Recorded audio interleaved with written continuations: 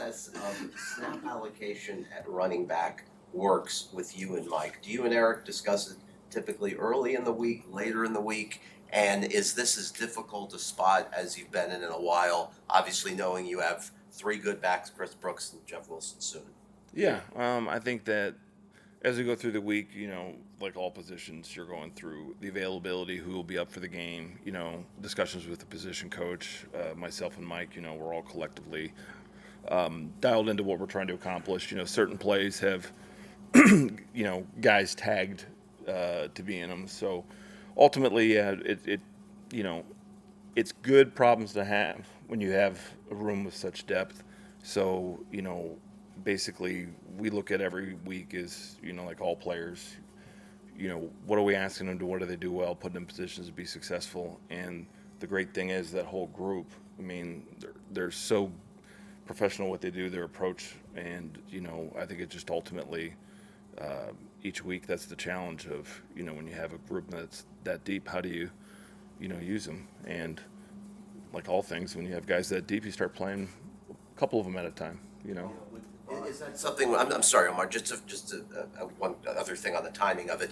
Do you and Eric in this case and Mike know going into the week we want to get this guy the majority of carries, or do you not decide that typically until Friday?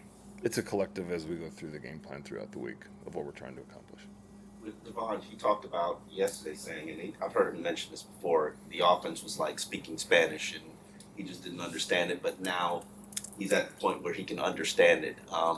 Where is he in terms of when you add those installs, being able to execute or understand the concepts of it? Yeah, I think ultimately, uh, when you're in college or as your progression goes through football, high school, college to professional level, it's at first it's just the volume is less. So by the time you get to the NFL, you just realize like the mistake a lot of rookies make. Oh, I'll be okay because you remember your last experience. The challenge they get is the volume that comes with it because we have more time with them and it's a longer season and a longer whole process towards the first game. So with Devon, yes, but it's all about your approach and how do you handle the process and the volume and how do we as coaches make sure the progression comes at him the right way and so he can grow and develop appropriately. And I think uh, with him, it's not being in a rush of in spring and training camp. It's every failure isn't an overreaction of why that occurred. You're going, okay, if it was a good result, okay, reinforce the process. If it wasn't the result we're looking for, okay, correct the process of how are you looking at things, what what in your intent made you think to do that? And I think that's just been the great thing. I know that Eric's really worked with them, and then you're also learning the conversation and dialogue with your position coach, with your coordinator or the head coach. So I think that's just like all rookies, that's part of the process. And how do you accelerate the process? Well, it comes into all right, their approach, their detail, how much extra work they put in, all these things that factor in. And sometimes wide receivers, tight ends are a little harder when we have to move them all over the place. Where running backs, obviously there's their natural positions and then there's their external positions. And for him, I know that all the extra work that he's done with Eric has really helped.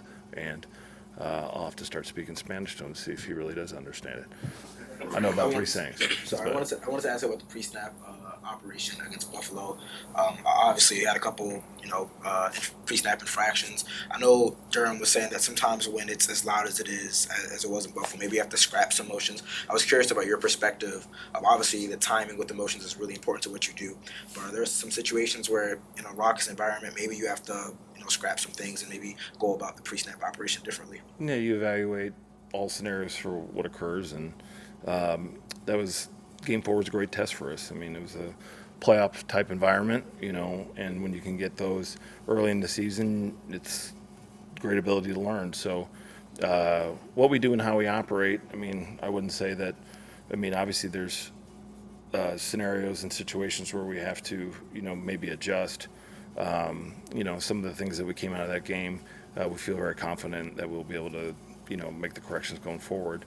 The the hardest thing is when you have the week before you come out from one performance is that it looks like it's in such contrast, but in reality is there's a couple things that we know we can improve on that can allow us to have great growth in the second quarter of the season. And, that's what we were really addressing yesterday and going to continue today. How did you assess Liam Eichenberg's game, and what are the teaching points you're nailing down with him this week? Yeah, I mean, your first game at playing a new position is at Buffalo, right, versus the, reigning divisional champion. I mean, there's always going to be things that you can improve on and you can work on, all right? So for him, I mean, there's, a player naturally, the guys who have the right internal process, they're always going to remember, right, the one play, the two plays, the handful of things where they know they can improve, and then it's what about the rest of the body of work that you did really well on.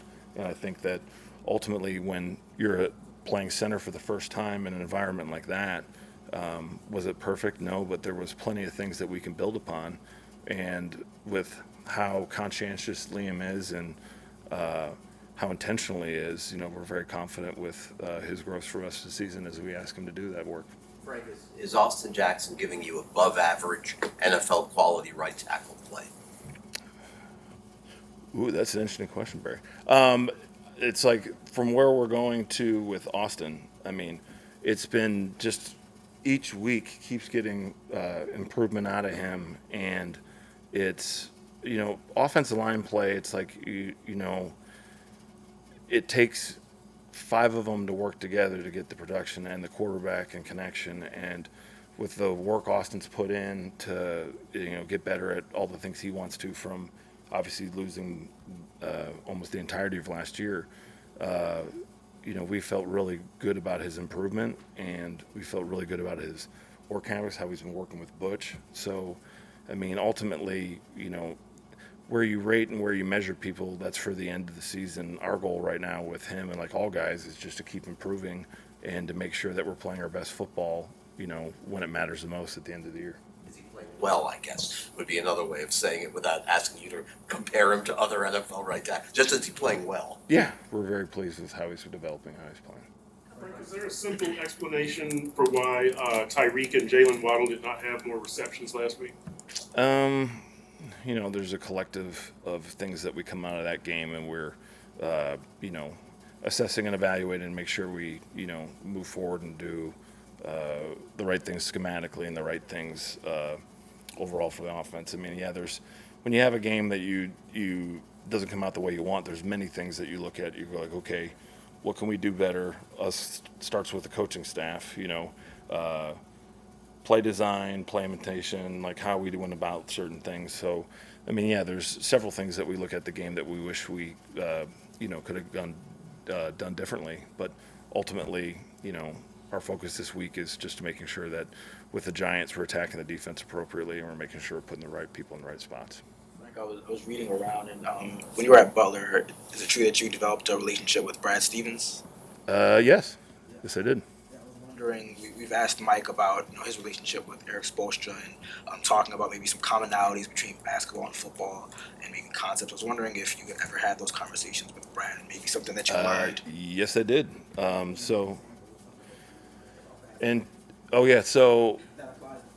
2019 they were playing the Warriors, and him and I met up in the city for dinner, and because I think at that time they moved on from Isaiah to Kemba Walker, and they had some roster shakeover things, and I was curious about how they handle all their travel, how much they play, because when he got to the NBA, it was him and Micah Shrewsbury were both at Butler, and I got to know, and I was more curious to, from college to the NFL, the contrast of basketball, so many different things, because, at Butler, they had to practice in the morning just due to class. There were so many issues in college that obviously were different. And, the big thing we talked about was, with their contracts being locked and, guaranteed and versus ours, and how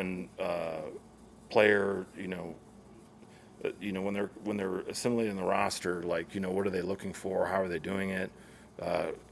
Awesome dialogue at the time, because at that time I was with the Raiders. We had just we had that 19 draft class where we, you know, it was like Max Crosby, Foster Moreau, Josh Jacobs, Hunter Renfro. I mean, and then at that point I think we were 6-3 or something like that. So we were, and it was funny because I had all these questions about how they operate, and Brad being Brad, like, we sat down, he immediately went at me for our things that we do, because at that point we were winning and we were trending the right way. We were winning some close games. And the discussion we had for, I think it was about 2.5 hours.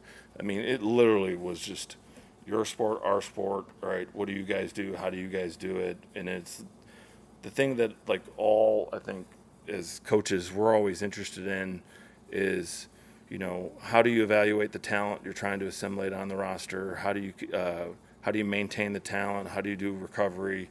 How do they handle their travel? How do we handle our travel, especially across the country? You know, practice habits, going that. I mean, hell, a good friend of mine's in the Navy SEALs, and I went down to Coronado and spent time with him talking to their BUDS training guys of just going through and how do they sort out things, like how do they. It's just everything and all. If you can see the differences, but you have the perspective, you try and find the commonalities between the things. It's like that's where you can get the connection of where you can take something and steal. And it's great when you have like-minded coaches that are just so obsessed with improving every day. And I know it's a very long answer because it's got me excited because it reminded me of that dinner.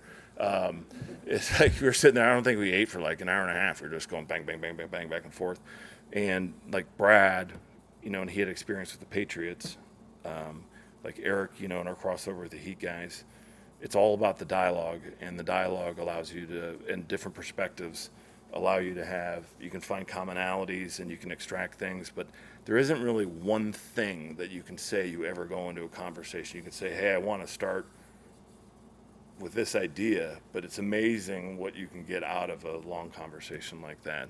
And, you know, because at Butler, it was Brad, and then Kelly Finley, our men's soccer coach.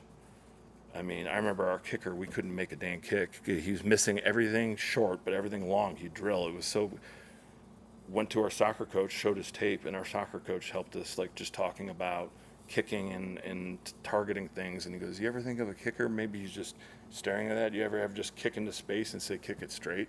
And I was like, no. And then he goes, why don't you try it? Just so we kicked to the sideline, just straight down the 20-yard line. He didn't miss a kick for next month and a half. And I give Kelly all the credit, all right, even though, you know, we're high-fiving ourselves behind and going like, we are morons. How do we not think of that? So it's like all that. It's just perspective towards things.